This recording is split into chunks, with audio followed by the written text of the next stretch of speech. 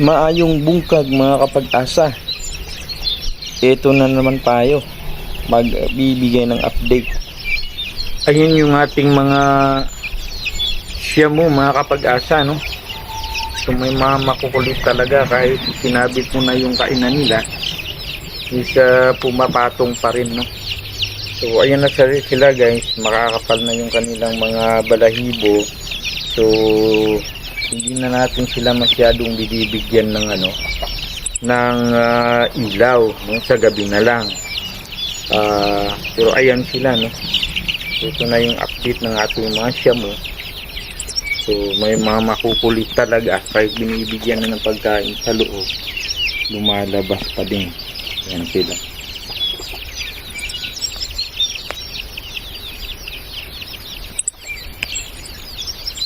Sinusukan pa.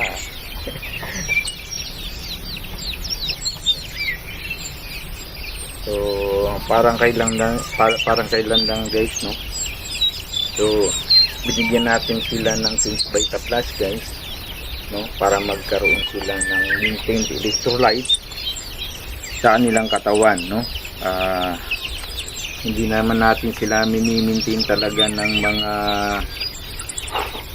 katulad na lang ng Bitrasin o kaya yung Panamox 40, kasi baka naman ma-immune sila at kapag nagkasakit sila hindi na tuloy tumalab sa kanila, kaya hindi natin binibigyan palagi. Kung meron lang talagang symptoms at kailangang gamutin sila, so doon na lang natin sila binibigyan ng Panamox 40 o kaya Bitrasin, no? So ngayon ang binibigay natin sa kanila vitamins na lang po, no?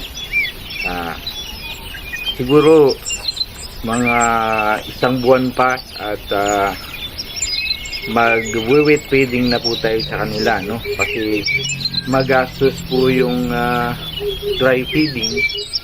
Malakas na po silang kumain guys, no? Kasi lahat sila nag-a-average po sila ng mga more than a kilo a day po, no? Sa kanilang pagkain. So medyo mabigat sa bulsa yun, no? So ang ginagawa natin ngayon, after 1 month, i-wet feeding na natin sila, tapos umaga at saka gabi na, hapon na lang natin sila papakainin. Unlike ngayon na 24 hours po tayong naglalagay ng pagkain dyan, kaya mabilis din po naman silang lumaki. So kailangan natin gawin yun na pabilisan yung paglaki nila para maalis po sila dun sa critical stage na possibility ng kanilang pagkamatay, no?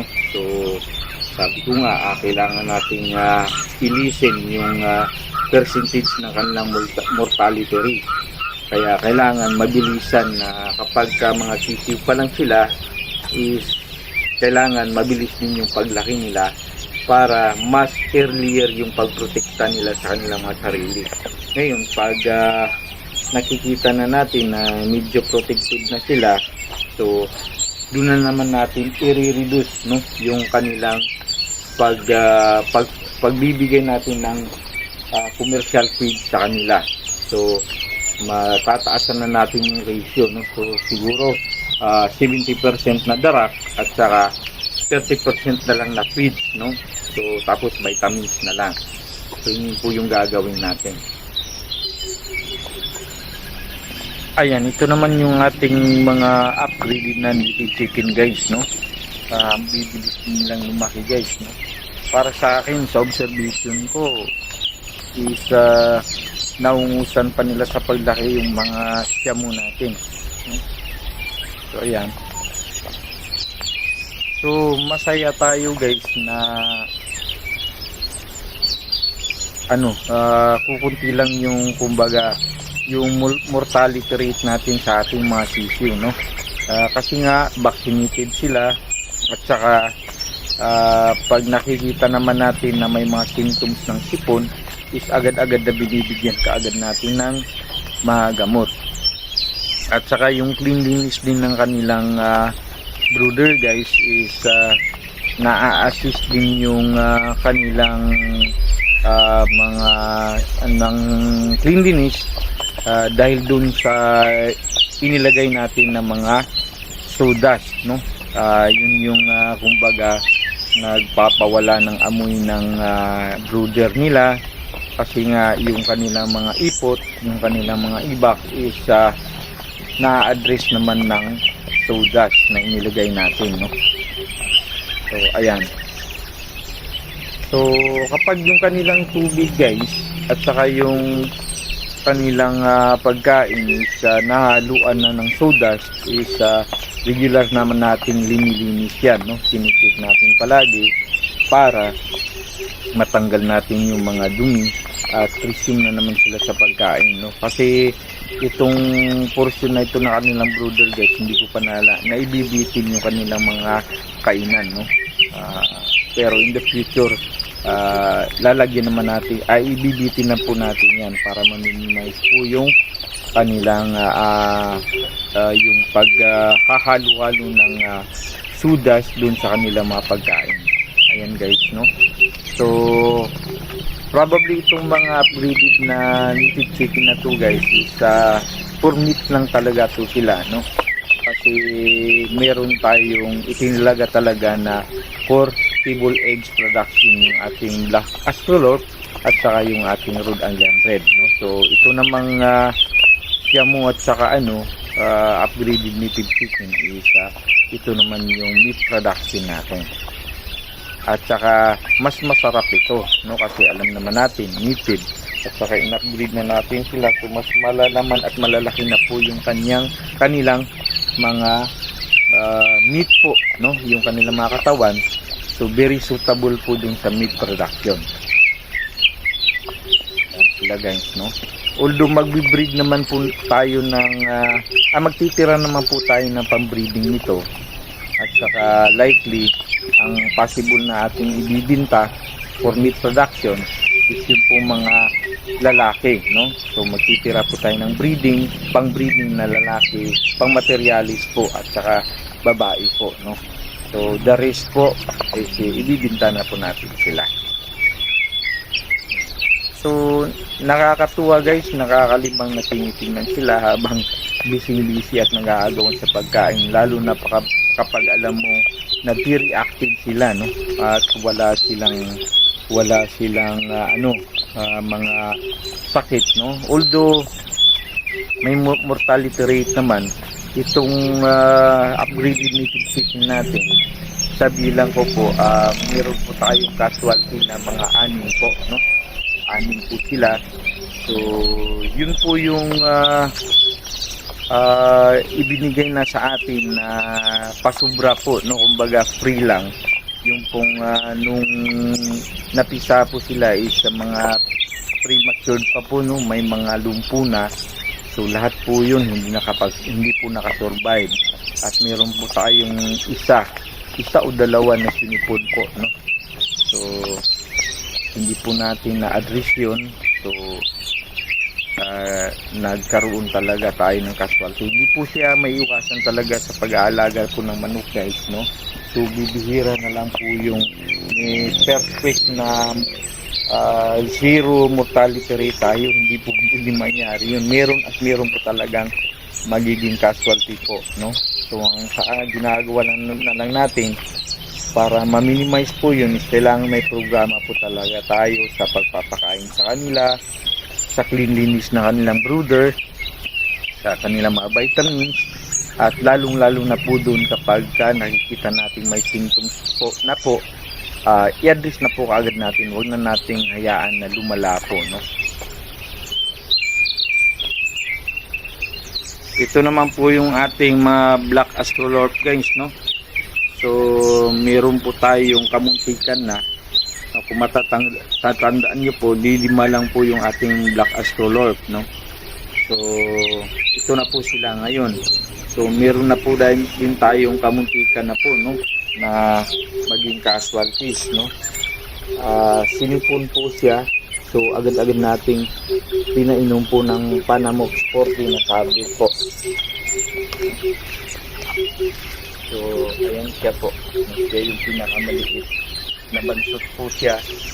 kasi nga silicone. Pero na-address naman po natin, akala ko nga before is mamamatay na to, no? Kasi palagi na lang pong natutulog, no? Palagi na lang pong natutulog at saka nakahiga. Minsan na nga sinabi sa akin ano daw, namatay na. Pero tingnan nga po, huminga pa naman po, kaya inainom na natin ang Panamux Forte. At ito naman pong Rhode Island Red na ito po is inihalo na po natin sa kanila kasi doon po sa kabila is palagian po siyang kumbaga sinasaktan kasi bulag po yung isang mata niya, guys, no? So inihiwalay natin siya doon sa mga kasama niya kasi nga palagi siyang sinasaktan. So dito natin inihalo sa black swallow po. So sinipon din po ito, no? Kamutikan na din po itong mamatay. So natutuwa naman tayo na na-address natin yung sakit niya. Pinainom ko din po ng Panamux tablet po, Panamux 40 na tablet. At saka palagian ko din pong nilagyan ng Panamux 40 na powder po yung kanilang inumin within 7 days po, no? So after 7 days is nakitaan naman po natin na gumaling talaga sila. At ngayon po, bukod sa regular na pagbibigyan natin sa kanilang ng plain na tubig lang para hindi sila ma-dehydrate, may programa po tayo na regularly po with a certain period of time is binibigyan natin sila ng King's Vita Plus para ma-maintain din po yung kanilang vitamin at kalusugan. Ayan sila, guys, no?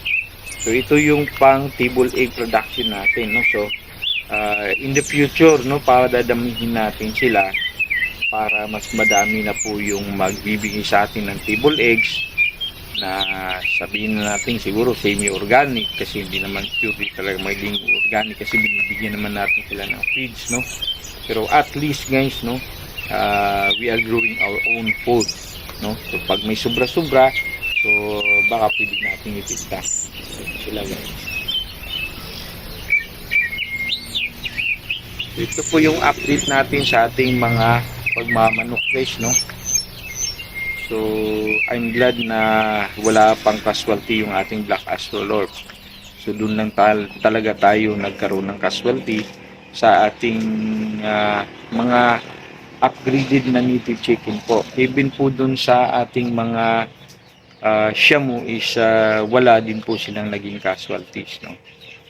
So dahil na din po yun sa ating past experience po dun sa ating pagmamanukan before na learn natin na ma-minimize po natin as much as possible yung casualty rate natin kasi yun po yung mahirap sa pagmamanukan. Kapag wala po tayong programa, wala po tayong ginagawang sistema, is talaga po na mapapadami po yung ating casualty, no? Mapapataas po yung rate ng ating casualties. Kaya I'm glad na sasabihin ko na minimal po yung ating casualty rate sa ating mga sisiw.